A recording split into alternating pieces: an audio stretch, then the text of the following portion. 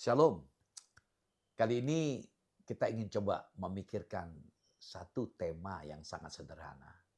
Secara berseri saya akan bagikan, yaitu tentang bagaimana membangun relasi kita dengan Tuhan. Yang pertama kita belajar hari ini adalah akses sudah dibuka. Nah saudaraku, saya ingin mendasari dari Ibrani 10 ayat 19 sampai 20. Ibrani pasal 10 ayat 19 sampai 20. Jadi saudara, oleh darah Yesus, kita sekarang penuh keberanian dapat masuk ke dalam tempat kudus.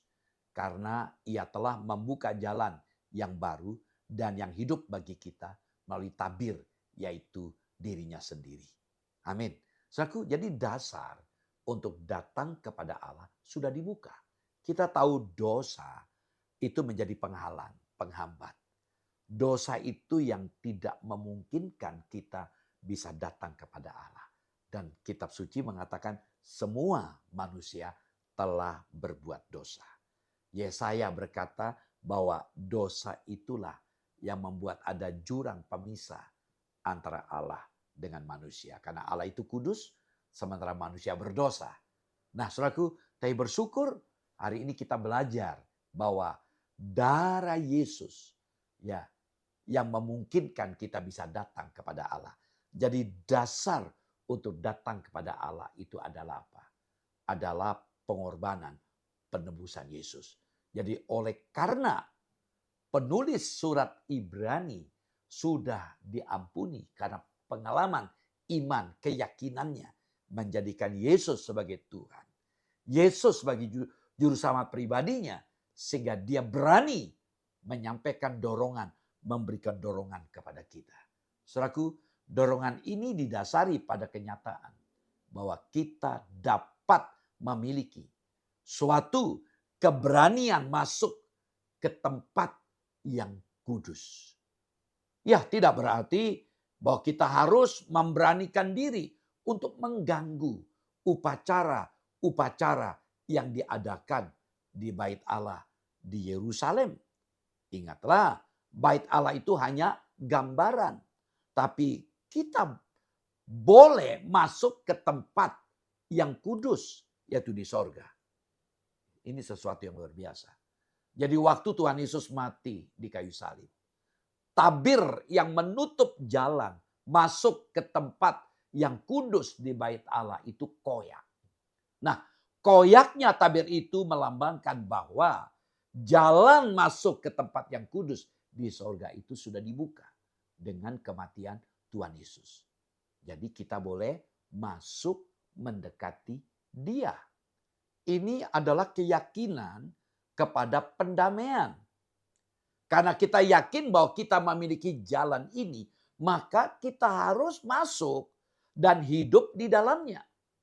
Dengan keyakinan kita sekarang bisa mendekat kepada Tuhan yang Maha Kudus. Keyakinan dan keberanian kita sepenuhnya disediakan oleh pengetahuan seperti yang telah kita pelajari melalui pelajaran kita atas kitab Ibrani ini.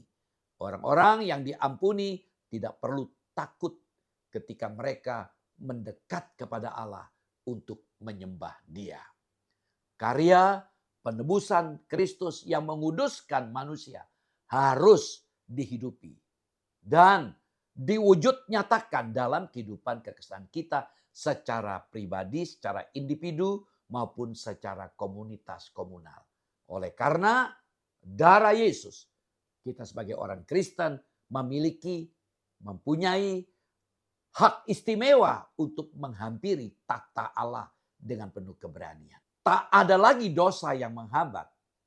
Tak diperlukan lagi prosesi ataupun upacara yang bertele-tele untuk menghadap Allah. Karena kita umat Kristen sebagai orang yang beriman adalah umat yang kudus di hadapan Allah.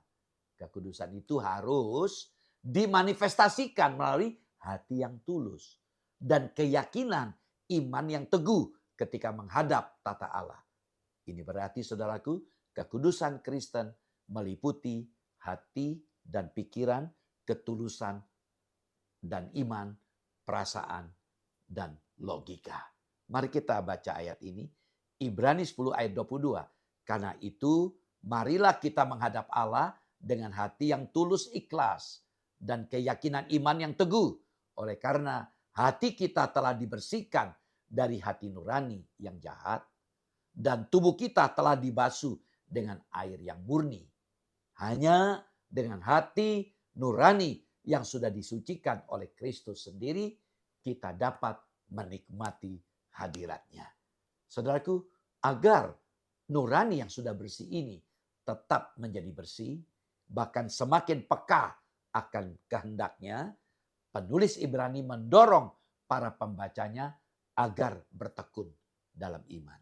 Saudara, hal istimewa yang kita terima dari penebusan Yesus Kristus adalah jalan yang baru untuk datang ke hadapan Allah.